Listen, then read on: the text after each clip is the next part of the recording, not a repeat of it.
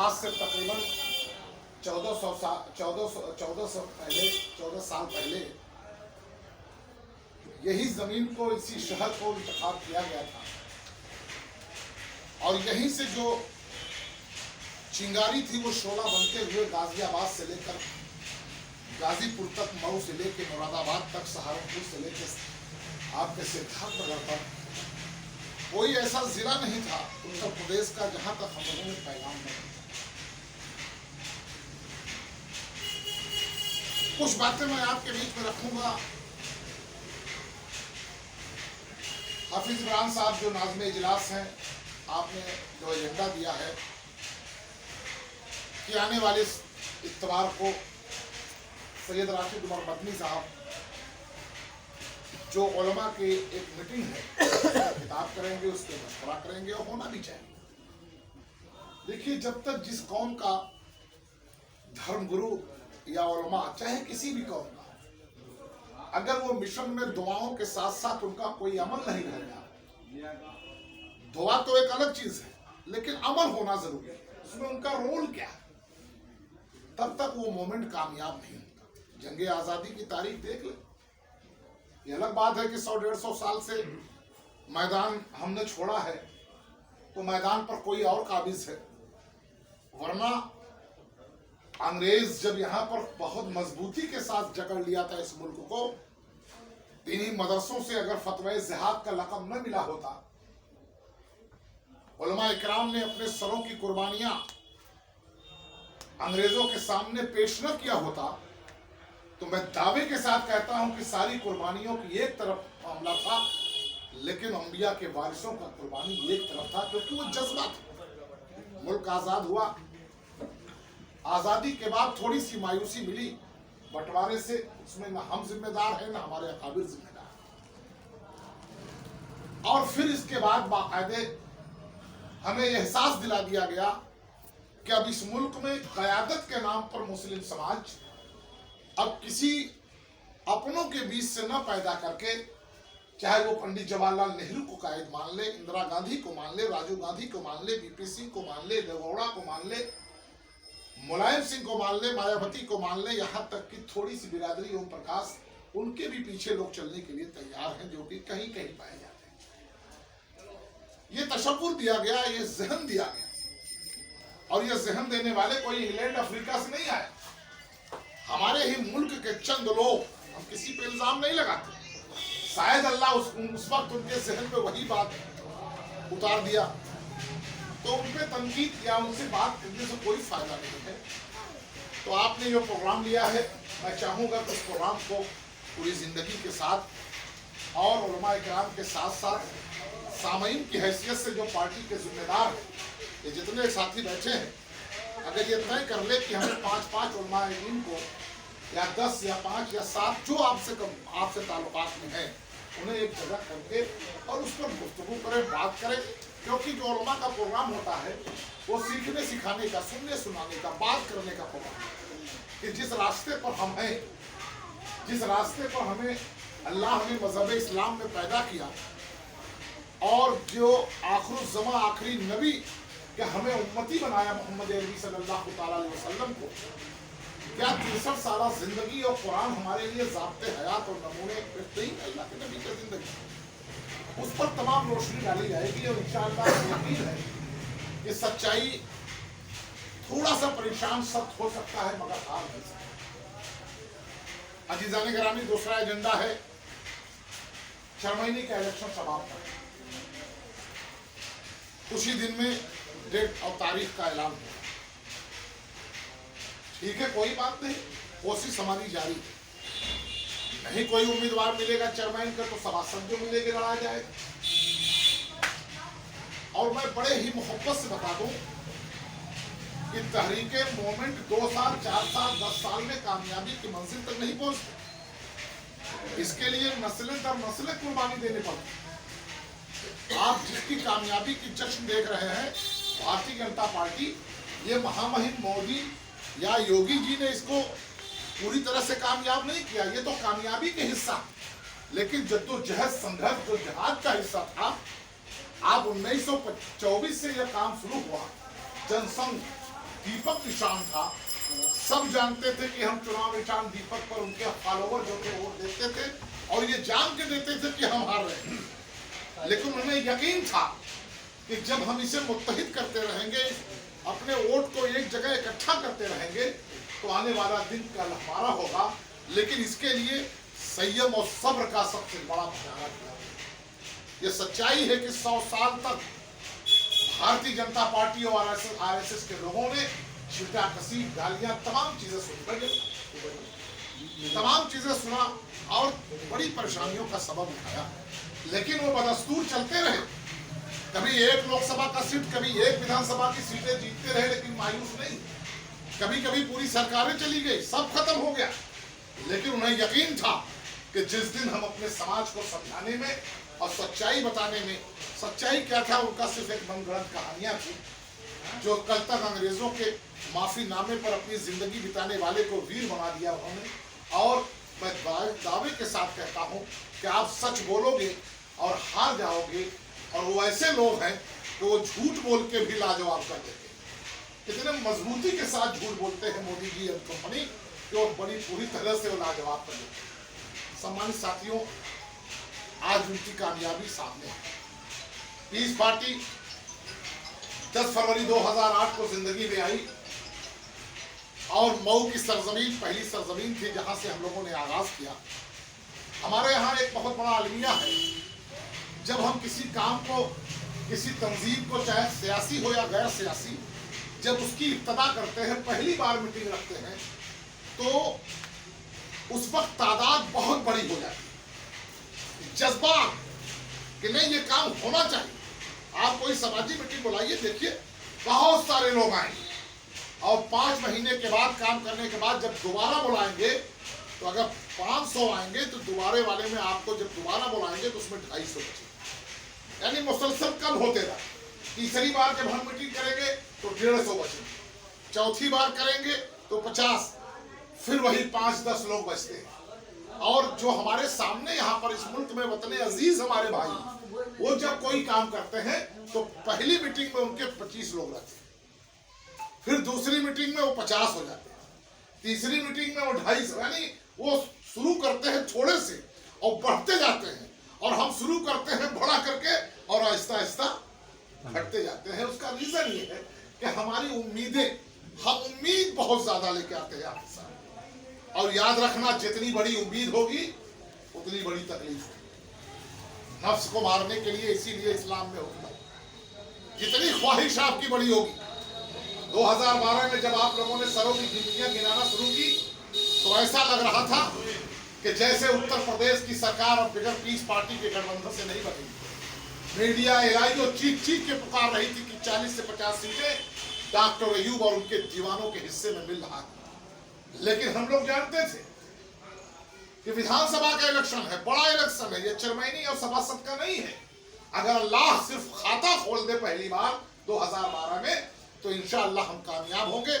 लेकिन अल्लाह ने उससे ज्यादा दिया जितना हम लोगों ने मांगा था। 4 बार विधायक, एक गठबंधन से 5। और सबसे बड़ी बात यह है कि ये मुल्क हमेशा सेकुलरिज्म की बुनियाद पर, सर्व समाज की बुनियाद पर चला है। कभी किसी एक मजहब के मानने वालों ने इस मुल्क को या एक मजहब की बुनियाद पर इस मुल्क को नहीं चलाया गया। अगर ऐसा होता तो मोहम्मद बिन कासिम से लेकर बहादुर शाह जफर, अब तक इस मुल्क का नाम मुस्लिम तान होता, हिंदुस्तान न होता, भारत न होता। लेकिन हमारे आबाब व अजदाद को, हमारे बुजुर्गों को इतना प्यार था यहाँ के लोगों से कि तमाम चीजों को बढ़ाने का काम किया, कभी किसी के नाम को मिटाने का काम नहीं किया। सरजमीने लखनऊ अगर बसा रहे थे तो बगल में माँ सीता के नाम से सीतापुर भी बसा रहे थे। अगर जिगर मुरादाबाद के नाम पर मुरादाबाद शहर बसा रहे थे तो वहीं 30 किलोमीटर दूर पे मर्यादा पुरुषोत्तम राम के नाम पर, भगवान राम के नाम पर रामपुर बसा रहे थे। हमेशा सबको गले लगाने का काम किया। और यही वजह थी कि मोहब्बत की बुनियाद पर, यकीन और इंसाफ की बुनियाद पर आबाब अजदाद ने जो इस मुल्क में हजारों साल हुकूमत की, वो तलवारों के और तोफ की बुनियाद पर नहीं हो सकता। अंग्रेज आया था ईस्ट इंडिया कंपनी लेकर, तोफ और तलवार लेकर, लेकिन 150-200 साल होते होते बमबारी हो गई। भगत सिंह जैसे लोगों ने बम फेंकना शुरू कर दिया। सवाल पूछा गया भगत सिंह से कि आपने यहाँ मुगलों को कैसे झेला। उन्होंने कहा उन्होंने इंसाफ 12 बजे रात को देने का काम किया है, वहां पर कोई ऐसी बात नहीं थी जो आप जुल्म कर रहे हो, वो जुल्म नहीं करते थे। अजीज़ान गिरामी, 2012 आपके सामने रिजल्ट, दीपक के नीचे अंधेरा, चिराग के नीचे अंधेरा था। हम लोग यहाँ के साथ साथ जाकर मुरादाबाद में जीत गए, पश्चिम में 700 किलोमीटर दूर। मेरठ में एक विधानसभा है हस्तिनापुर, जो सुरक्षित है, 1122 वोट से हार गए। इसी तरीके से जीतने वालों में सिर्फ मुस्लिम समाज नहीं, अखिलेश प्रताप सिंह जिस जिले में, जिस विधानसभा में सिर्फ 15,000 मुस्लिम समाज का वोट था, वहां से 85,000 वोट पाकर अखिलेश आपका जिंदाबाद लगाते हुए जीता। अनुप्रिया पटेल पूरी जिंदगी उनके पिताजी संघर्ष कर रहे थे, खाता नहीं खुला था, लेकिन डॉक्टर अयूब और आपकी दुआओं ने इसी बनारस रोहनिया विधानसभा से हम लोगों ने उन्हें फतेहाब किया। और आज उनके मुकद्दर में, क्योंकि उनके लिए सारे दरवाजे खुले हैं और हमारे लिए तो सारे दरवाजे बंद हैं आपके लिए साहब। आप जिसका साथ देते हैं वो भी आपके साथ चलने के लिए तैयार नहीं है, चाहे वो अखिलेश जी हो, चाहे वो बहन जी हो, चाहे वो आपके राहुल जी हो। हम लोग हमेशा कहते हैं कि साहब आप हमसे वोट चाहते हैं, बिल्कुल वोट लें, लेकिन आइए हिस्सेदारी की बुनियाद पर वोट लिया जाए।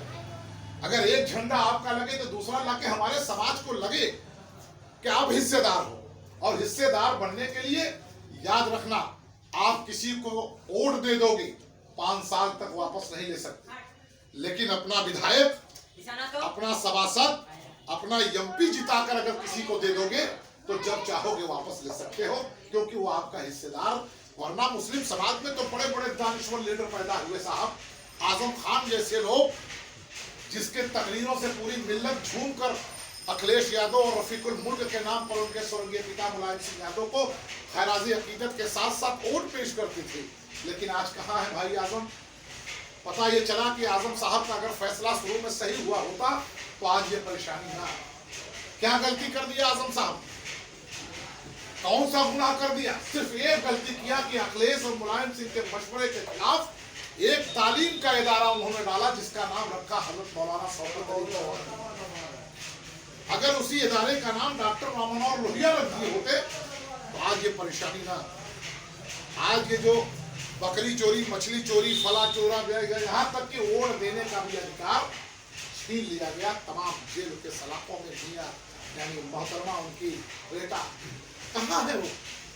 हम अपना अगर मुहासबा करें तो हमारे सिपाही तो आज भी उससे बहुत ताकतवर में।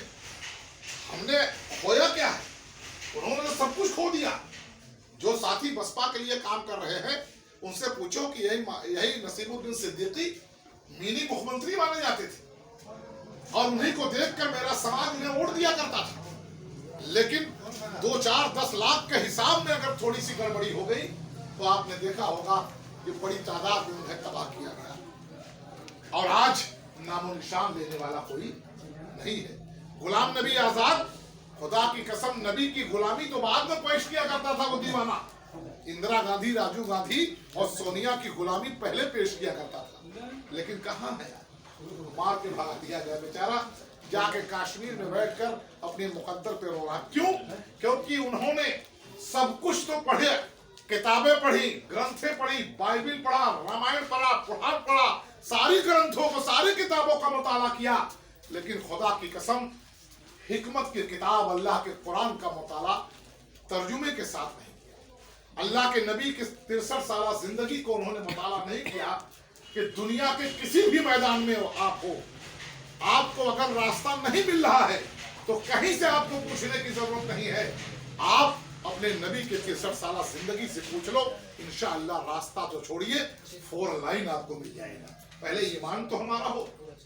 हम दूसरों की तमाम तारीखों पर जिंदाबाद करते हैं, अपने लिए नहीं। तो इसलिए मैं चाहूंगा कि 27 तारीख की जो प्रोग्राम है 27 नवंबर की संडे की, उसको भी आप देखें। दूसरी बात ये सच्चाई है कि पार्टियां जब चलती है तो शुरू में बहुत तेज फिर कम। अभी हम लोग काम कर रहे हैं आपके जिले में, रैली का तारीख आया था 3 दिसंबर, लेकिन उसे आगे बढ़ाया गया। इसलिए बढ़ाया गया क्योंकि काम बहुत ज्यादा नहीं हो और इंशाअल्लाह रैली तारीखी हो। तकरीबन 100 बस और 500 छोटी गाड़ियां। डॉक्टर अयूब का ये तारीख रहा है कि वो शेर जिस मैदान में कदम रखता है वो मैदान छोटा हो जाता है। और छोटा काम डॉक्टर साहब नहीं करते। 2 महीना, 3 महीना, 1.5 महीना, 1 महीना लेट करेंगे, ताखीर करेंगे, लेकिन जब मैदान में निकलेंगे तो लगेगा कि हम मैदान को मारने आए हैं, मैदान जीतने आए हैं, मैदान हारने नहीं आए। इसलिए उसकी तैयारी चल रही है। उसके लिए डॉक्टर साहब ने कुछ बातें आप लोगों के जरिए, हमारे अपने जरिए कहलवाया है, क्योंकि एक संदेश ये हमेशा रहा है कि डॉक्टर साहब, पार्टियां जो चलती हैं वो किसी एक इंसान के पैसे से नहीं चल सकती, वो पूरी प्रॉपर्टी अपनी बेच दी। डॉक्टर अब्दुल जलील फरीदी रहमतुल्लाह अलैह ने, उनसे यही एक कमी है।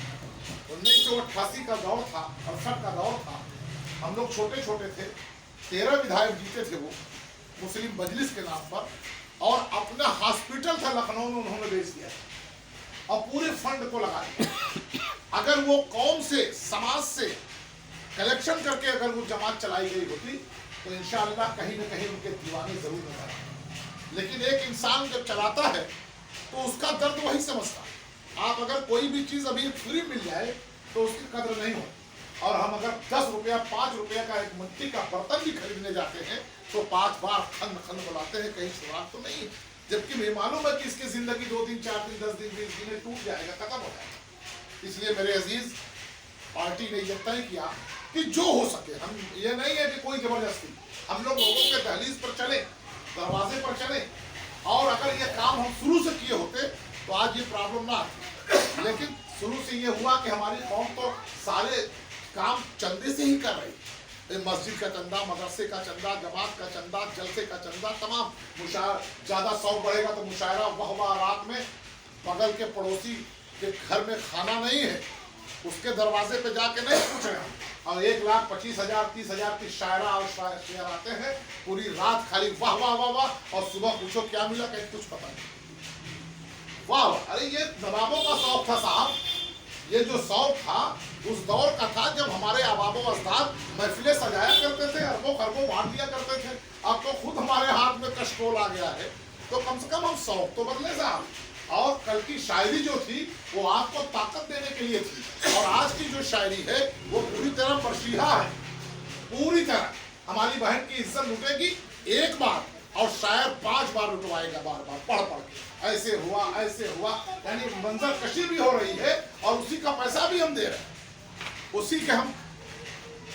तो इसके लिए हम लोगों ने कहा कि भाई अभी हम लोगों ने, डॉक्टर साहब ने कहा अभी हमारे पास कई फैक्ट्रियाँ हैं, हम इंशाअल्लाह इसको बेच के लगा देंगे, लेकिन अभी समाज के बीच में हम हाथ नहीं फैलाया जाएगा, और जब इंशाअल्लाह जरूरत पड़ेगी तो इसको काम को किया जाएगा। साथी गए, आप लोग डेट लेके आए, मैं नहीं था, बहुत सारे साथी इसमें बैठे हैं, जिम्मेदार साथी, और फिर उन्होंने कहा कि साहब हम चाहते हैं कि क्योंकि ये इलाका जो आपका मऊ जिला है, इसमें गांव बहुत कम, कस्बा बहुत ज़्यादा है, 10 कदम चलिए तो कोपा पड़ जाता है, 5 कदम चलिए तो जो है आपका घोसी पड़ गया, आगे चलिए तो खैराबाद, वो भी एकदम कस्बा में ही तब्दील है ना, तो अहमदाबाद। तो गांव जब होता है तो वहाँ पर चरमैनी का इलेक्शन का असर नहीं, लेकिन चरमैनी का इलेक्शन का जो असर है वो कस्बे में है। हम काम कर रहे हैं तो पता ये चला कि पार्टी में होते हुए भी लुकमान जावेद साहब के साथ वो रहता था, लेकिन अब चेयरमैन ने उनको आवाज दिला दिया तो आदमी दब गया है, किसी ने कुछ कर्जा ले लिया है तो दब गया है। मोहब्बत है वो, हज़रत बिलाल वाली बिल्कुल मोहब्बत है, लेकिन फारूक आजम वाला ऐलान करने वाला मोहब्बत नहीं। ऐलान कर दो हम, अब खड़े में अजान नहीं होगी, मजबूर है, उनका कदर है। तो हम लोगों ने कहा कि इसको डेट को थोड़ा बढ़ा दिया और काम करने का वक्त भी मिल जाएगा इंशाअल्लाह, और तब तक ये चरमैनी का इलेक्शन हम लोग लड़ा के जो साथी सभासद और चरमैनी जुड़ेंगे आगे बढ़ जाएंगे, और ईमानदारी से अगर ताकत के साथ कैडर बेस बनाकर लड़ा जाएगा। यही आपका जिला है साहब। पहला इलेक्शन था वलीदपुर भीरा, मोहम्मद अली को लड़ाया गया, जिताएगा कि नहीं जिताएगा? ऐसा नहीं है कि आपका खाता नहीं खुला, आपका आगाज नहीं हुआ। जब हम लगेंगे मजबूती के साथ, लेकिन इसके साथ साथ मैं फिर कह दूं कि कौम बावकार हो जाए, इसके लिए अपनी जान दे दूं, खुद बेवकार हो जाऊं, ये भी हल्की गवार है। जब हम बावकार होंगे तभी तो वकार के लिए लड़ेंगे साहब। जो हमारी मदद, और अभी कमजोर लोग जो होंगे दुनिया का दस्तूर है। आखिरी नबी को जब अल्लाह ने मक्के की सरजमीन पर भेजा कि अब कोई नबी आएगा नहीं, तो जोड़ने वाले कौन? जितने मजबूत लोग थे सब पत्थर लेके तलाश कर रहे थे। सादिक भी मानते थे, अमीन भी मानते थे अल्लाह के नबी को, सबसे बेहतर सब कुछ मानते थे। लेकिन जैसे ही हक की रोशनी की दावत देने लगे तो सब भूल और जान के प्यासे हो गए। 3 साल तक जुटेदर स्ट्रेंथ कैंप में यानी शेब अबी तालिब में असीर किए गए। तो जब अल्लाह अपने नबियों से स्ट्रगल करा रहा है तो हम तो उनके पैर की धूल के बराबर नहीं है साहब। काम कमजोर ही को करना। याद रखना, जिंदगी में इनकलाब कभी महलों से नहीं आया है। तारीख शाहिद है। हमेशा जंग आजादी से लेकर तारीख इस्लाम की स्टडी करोगे, आप पढ़ोगे, तो कभी भी आपको किसी महल से निकलकर कोई इनकलाब नहीं लाया। इनकलाब हमेशा कमजोर, मजदूर, झुग्गी, झोपड़ी, यही क्रांतिकारी लोग हैं जिनको परवाह नहीं है। और जिसको अल्लाह दौलत दे देता है वो तो चंद लोग ऐसे दीवाने हैं जो अपना दौलत उठाने के लिए सामने आएंगे। क्योंकि दुनिया में सबसे ज्यादा जो है जंजीर की तरह पैरों में बंधने वाला चीज अगर कुछ है तो दौलत है। जैसे डॉक्टर अयूब है, क्या डॉक्टर अयूब साहब से ज्यादा कोई पैसे वाला नहीं है? बहुत पैसे वाले हैं, लेकिन अल्लाह हिदायत नहीं दे रहा। और दे भी रहा है तो बहन जी के लिए दे रहा है, सपा के लिए दे रहा है, कांग्रेस के लिए दे रहा है, लेकिन आपके लिए नहीं दे रहा। इसलिए तैयारी मैं करा रहा हूँ। तीसरी बात अभी बिजली का आया, ये बहुत प्यारी बात कहा किसी साथी ने, आपने, कि इसके लिए एक बार आप लोग डॉक्टर साहब से मुलाकात करें, ठीक है ना। और एक चीज और बता दें, हमें डीएम से जब मिलना हो तो हमारी तादाद ज्यादा हो। हम 10 लोग 20 लोग जाके मिल लेंगे, एक हमारा मेमोरेंडम होगा वो लेकर रख लेगा और कहेगा आगे बढ़ा देंगे, क्या किया पता नहीं। अगर हम 100 लोग हों कम से कम, अगर 100 लोग होना भी चाहिए, ये जमीन का मसला है, सबका मसला है, चाहते तो सब हैं। परेशानी क्या है जो हम 15 साल से 14 साल से देख रहे हैं, किसी से भी पूछो कि आपके मसले के हल के लिए समाज में मुजाहिद पैदा होना चाहिए, कहेंगे हाँ। कहाँ पैदा होना चाहिए? हमारे घर में नहीं पैदा होना चाहिए, पड़ोसी के घर में पैदा होना चाहिए। एक बाहर साहब क्या नहीं, इनके बच्चे परेशान हो, ये अपना जगह दे बैठने के लिए, ये पहले दिन के साथी हैं, सब खर्च भी करें, लेकिन ये दूसरे क्या होना चाहिए ताकि जो भी परेशानी आए वो झेले, और जब मामला हल हो जाए तो मैं छाती ठोक के पहुंचूं कि मैं तो पीछे से काम कर रहा था। लेकिन याद रखना, वो समाज कभी कामयाब नहीं होता। कुरान की आयत हाफिज साहब से आप सुन सकते हैं, पढ़ देख सकते हैं कि खुदा ने उस कौम की हालत नहीं बदली जिससे खुद न हो। और इसी को अल्लामा ने कोट किया है अपने गजल के जरिए, कलम के जरिए, कि जलाले आतिशो बरको सहाब पैदा कर, अजल भी कांप उठे ऐसा सवाब पैदा कर, और तुम इनकलाब के आने का इंतजार ना कर, अगर हो सके तो खुद इनकलाब पैदा कर। जब तक आप खुद नहीं सोचोगे, हम खुद नहीं, और समाज क्या चाहता है कि मुजाहिद पैदा हो मगर हमारे घर में ना हो, पड़ोसी के घर में पैदा हो, ताकि परेशानी, जेल। याद रखना मेरे अजीज, डॉक्टर अयूब को तो इसी का रिजल्ट देखना पड़ा साहब। क्या कमी थी? गांजा बेचते थे, चरस बेचते थे? नहीं। 5 वक्त का नमाज, भारत सरकार को सिंटेक्स इनकम टैक्स देने वाला मर्द मुजाहिद, हाथों में सिफा, तमाम लोगों को मजदूरी के नाम पर नौकरी देने वाला, फैक्ट्रियां चलाने वाला, सिर्फ इस बुनियाद पर जेल के सलाखों में 2-2 बार 3-3, 6-6 महीना गया कि उसने हक के रास्ते पर चलने का अज़्म ले लिया। वरना रास्ता छोड़ के लोग भाग जाते। खाली एक बार अभी दरोगा फोन कर दे कि हाँ हो, तुम्हारे नाम से एक वारंट है, तो 3 दिन तक तो पहले हम अपने घर में बैठ जाएंगे, फिर किसी दलाल को पकड़ेंगे, फिर मशवरा नहीं। डॉक्टर अयूब साहब हमेशा मैदान में मिले और कभी भागे नहीं। जानते क्या मामला? विधायक होने के बाद 5 साल तक, 12 से लेकर 17 तक डॉक्टर साहब ने बिजली को लेकर कभी भी आप मिलिएगा, उनका क्लिप है, ले आइए। बार बार वो चीखते रहे कि अखिलेश जी, मऊ हमसे ज्यादा आपसे प्यार करता है। चाहे मुख्तार भाई के नाम पर, चाहे जमाल भाई के नाम पर, चाहे पालकी साहब के नाम पर, आपसे प्यार करता है। बनारस आपसे प्यार करता है। ये पूरा बुनकर समाज, हमारा भदोही, मिर्जापुर, बुनकर, ये सब आपसे मोहब्बत करते हैं। आप इसको फाइनल क्यों नहीं कर देते? आप मुखिया हैं, लेकिन अकेले बोलने से कोई सुनने वाला, जबकि 72 विधायक थे मुस्लिम समाज की। 2012 में आजादी के बाद विधानसभा के अंदर 75 साल में कभी भी इतने मुस्लिम विधायक नहीं जीत के गए जितना 2012 में डॉक्टर अयूब के तुफैल में 72 विधायक 72 विधायक जीत के गए थे। सपा बसपा कांग्रेस सब मिलाकर उसमें पीस पार्टी के भी 3 थे, जबकि इल्जाम था हमारे ऊपर कि ये लोग भाजपा को जिता देंगे। और मैं दावे के साथ कहता हूं कि भाजपा जब से सत्ता में आना शुरू की है 2012 में सबसे ज्यादा कमजोर हुई थी, क्योंकि हिकमत के तहत डॉक्टर साहब ने सारे समाज को जोड़ा था। कहीं पटेल समाज लड़ रहा था, कहीं मौर्य समाज लड़ रहा था, कहीं बेलदार समाज लड़ रहा था। वो समाज जब चारों तरफ से बांट के बढ़ गए तो आसानी से बीजेपी धाम से गिर गई। याद रखना, भाजपा तब तक नहीं हार सकती जब तक कि भाजपा के वोटों को तकसीम नहीं किया जाए। हमारा वोट तो बढ़ जाता है और हम भाजपा को हराते हराते तो खुद ही हार गए, है नहीं। इसलिए इंशाअल्लाह रैली के प्रोग्राम को हम लोग आगे बढ़ाते हुए काम शुरू कर दिए हैं। तीसरी सबसे जो और अहम बात आप लोगों ने की है वो है संगठन। संगठन जिला अध्यक्ष पहले दिन के साथी हैं, मोहतरम है, रिस्पेक्टेड है। अफजाल साहब वक्त नहीं दे पा रहे। कोई ऐसा साथी हो जो पॉलिटिकल हो, वक्त दे, तो अफजाल साहब भी कुर्बानी देने के लिए तैयार हैं। और हेडक्वार्टर का हो मऊ का जिम्मेदार साथी बैठे, सबकी जिम्मेदारी है। कोई जरूरी नहीं है कि 4 लाइन हो, उसके पास 4 व्हीलर हो, बाइक ही हो, जो काम करने वाला हो, लोगों का दर्द समझने वाला, किसी की कीमत यहाँ नहीं होगी। तो इंशाअल्लाह उसके लिए भी हम लोग जद्दोजहद करें। और नए साथियों को जैसे आपने जोड़ा के नाम खालिद सरफराज साहब, मैं मुबारकबाद दूंगा।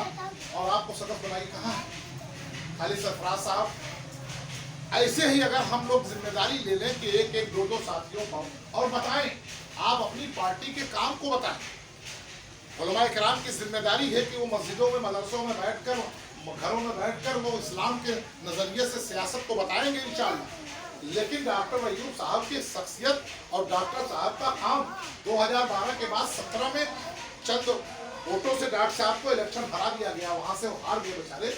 लेकिन 17 से लेकर 22 तक जब मोदी जी और योगी जी की सरकार बनती है, सारे नेता अपने घरों में जाके छिप गए। अखिलेश से लेकर बहन मायावती जी, कोई बोलने के लिए तैयार नहीं था। सरकार की जो गलत फैसले थे, अगर किसी ने सबसे पहले सुप्रीम कोर्ट का दरवाजा खटखटाया तो उसका नाम डॉक्टर मोहम्मद अयूब साहब है।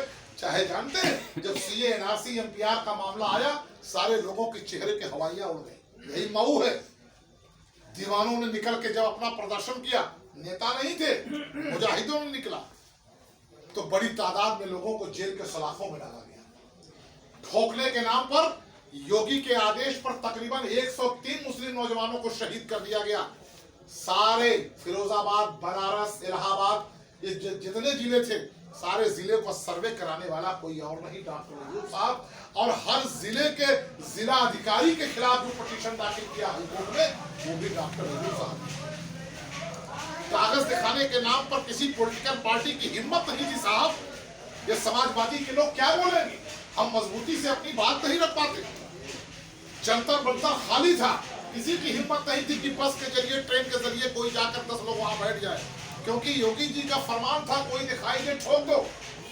इस पार्टी के जाबाज साथी, इसमें मऊ भी बड़ी तादाद में था। इंशाअल्लाह हम लोगों ने बसों से, ट्रेनों से जाकर तकरीबन 50,000 की तादाद में जंतर मंतर पर खड़े होकर ऐलान किया गया कि कागज हम नहीं दिखाएंगे, कागज आपको दिखाना पड़ेगा।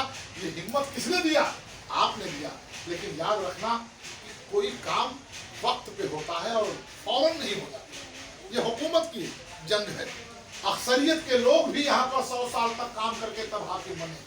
हम तो अकलियत में है, कमजोर है। हमारी तादाद चलिए मऊ में बहुत जबरदस्त है, लेकिन बहुत से जिले हैं जहाँ कम है। इसलिए मेरे अजीज, आप लोगों से दरखास्त है कि आप सारी बातों के साथ साथ आप पूछें उनसे, नेताओं के जरिए आपसे बात गुफ्तगू हो कि कहाँ थे वे आपके नेता साहब जब पूरा प्रदेश जल रहा था। एक एंकर था अमीश देवगन, हिंद वली ख्वाजा मोइनुद्दीन चिश्ती रहमतुल्लाह अल्लाह के वली को भगोड़ा कर दिया। कोई किसी की हिम्मत नहीं कि उसके सामने बोले। हाई कोर्ट में पहला पिटीशन दाखिल किया, अगर FIR तो डॉक्टर अयूब साहब ने नेता किया। और यही नहीं, जब योगी जी का बयान आ गया कि इस बार कुर्बानी नहीं होगी। कोरोना काल का जब मसला था, मौलाना साद साहब को जब ट्रायल किया जाने लगा, कहाँ गया साद, किधर गया साद, यहीं से कोरोना बम निकला है मरकज से। किसी नेता में हिम्मत नहीं थी, केजरीवाल जिम्मेदार था, उसी ने कहा था कि यहीं से निकला था। आज जो आपके झंडा लेके लोग खा रहे हैं और मोदी का पैगाम था कि इसी में से निकला था, उनके खिलाफ जो ट्रायल कर रहे थे सारे मीडिया वालों के खिलाफ अगर किसी ने पटिशन दाखिल किया तो उसका नाम डॉक्टर मोहम्मद अयूब, कोई और नहीं। जब बकरा ईद पर बयान आता है योगी जी का कि इस बार कुर्बानी नहीं होने दिया जाएगा क्योंकि कोरोना काल है, तब डॉक्टर साहब ने बयान दिया कि साहब अगर 2 लाख 3 लाख इलाहाबाद में कुंभ का मेला लग सकता है तादाद में, अगर मस्जिद का शिलान्यास हो सकता है मंदिर का, तो आप बताइए। अच्छा 2 मिनट बस। मंदिर का शिलान्यास अगर हो सकता है तो फिर हम कुर्बानी क्यों नहीं कर सकते? तहकामे इलाही निज़ामे मुस्तफा पर हम क्यों नहीं चल सकते? ये संविधान इजाजत देता। देश हमारा, ये भारत संविधान से चलेगा, लेकिन यहाँ अनेक धर्म है और हर धर्म को यहाँ फलने फूलने की इजाजत है। यही लफ्ज था कि डॉक्टर साहब को ऑपरेशन करते हुए गिरफ्तार किया गया। और वो मर्द मुजाहिद किसके लिए गिरफ्तार? हम लोग तो कुर्बानी करके इंगिस्ती बनाकर, कीमा बनाकर, तमाम गोश्त बनाकर जायका ले रहे थे, लेकिन बकरा ईद का दिन जेल की जमीन को बिस्तर बनाया, अपने हाथ को तकिया बनाकर 3x6 के कमरे में 3 महीने तक एक कपड़े पर, आपने देखा होगा जब झूठे थे ऐसा लगता था जैसे सदर सद्दाम का लगा। कौन, किसके लिए? ये सारी बातें हमें अपने भाइयों तक, अपने माओं तक, अपने बहनों तक, उलमा किराम तक पहुंचाना पड़ेगा, तब जाकर इंशाअल्लाह तैयार होंगे। और मायूस नहीं, आप कामयाब, मुबारकबाद दूंगा कि मऊ या पूरे प्रदेश में पार्टी कामयाब है, इसलिए कि कमजोर सिर्फ आप नहीं हुए, कमजोर 4 बार मुख्यमंत्री थी मायावती, मोदी जी के झूठ और लहर के सामने रुक पाई? एक भी हाथी नहीं हुआ। अखिलेश जी का महल था साहब, रुक पाए? नहीं रुक पाए। राहुल गांधी की दादी दत्ता सब प्रधानमंत्री से रुक पाए? नहीं रुक पाए। इसलिए आइए मीडिया वाले बुला लीजिए।